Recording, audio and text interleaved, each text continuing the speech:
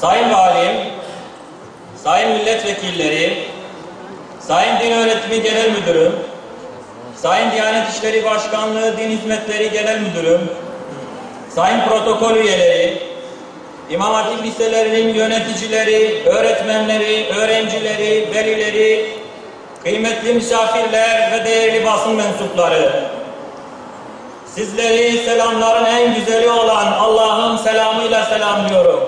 Esselamu Aleyküm ve Rahmetullahi ve Berekatuhu. Aleykümselam ve Rahmetullahi ve Berekatuhu. Milli Eğitim Bakanlığı, Din Öğretimi Genel Müdürlüğü'nün organize ettiği İmam Hatip liseleri arası Kur'an-ı Kerim Güzel Okuma Yarışması Türkiye finaline hoş geldiniz. Kelamı olan Kur'an'ı okumak çok faziletli bir ibadettir. Nitekim Kur'an'da bu hususa vurgu yapılmıştır. Allah'ın kitabını okuyanlar, namaz kılanlar ve kendilerine rızık olarak verdiğimiz rızıktan Allah için gizli ve açık sarf edenler asla zarara uğramayacak bir ticaret umarlar. Allah Resulü şöyle buyurmaktadır. Ümmetimin en faziletli ibadeti Kur'an okumaktır. Sözlerin en hayırlısı Allah'ın kelamıdır. Sizin hayırlınız Kur'an-ı Kerim'i öğrenen ve öğretenlerinizdir. Çok değerli misafirler, bizler de Allah'ın kelamını en güzel okuyacak çok kıymetli öğrencilerimizi büyük bir heyecanla bekliyoruz. Kur'an-ı Kerim, insanlığın kurtuluşu için yine insanların ihtiyaçlarına göre en son gönderilen ve kıyamete kadar da hükmü geçerli olan ilahi bir kitaptır. Kur'an-ı Kerim'in doğru ve güzel okunması, ezberlenmesi ve sonraki nesillere öğretilmesi için dünyanın her bir yerinde cami halkaları oluşturulmuş, kitaplar, Darül Kur'anlar, Darül Huffazlar, Darül Kurralar, hususi medreseler, mektepler, kurslar, okullar, fakülteler ve eğitim müesseseleri açılmış. Ben çok yıllarca önce 1986'lı yıllarda Diyarbakır Kurt ilçesinde kaymakamlık yapmıştım.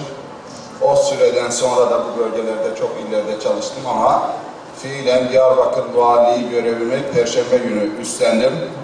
Diyarbakır'daki ilk halkla buluşma toplantımızı Allah böyle güzel bir ortamda nasip etti. Yine kadar şükretsemezdik.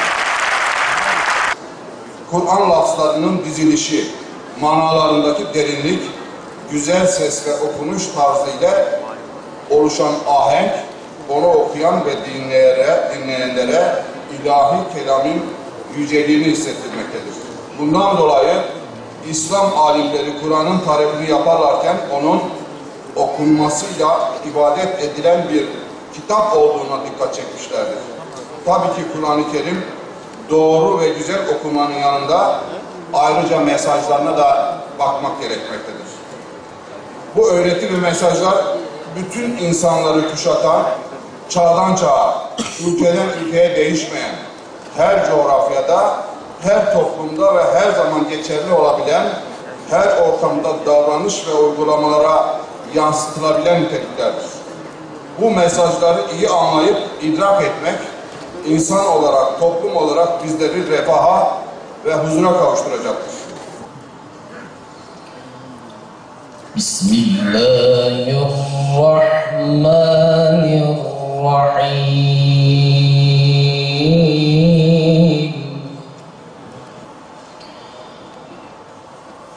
Tilke darul ahiratu nec'aluha lillezine la yuriduna uluvan fil ardi ve la fesada.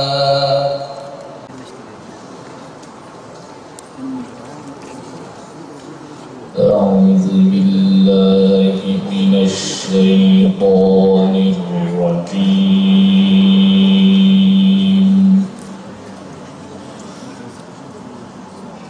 بسم الله الرحمن الرحيم.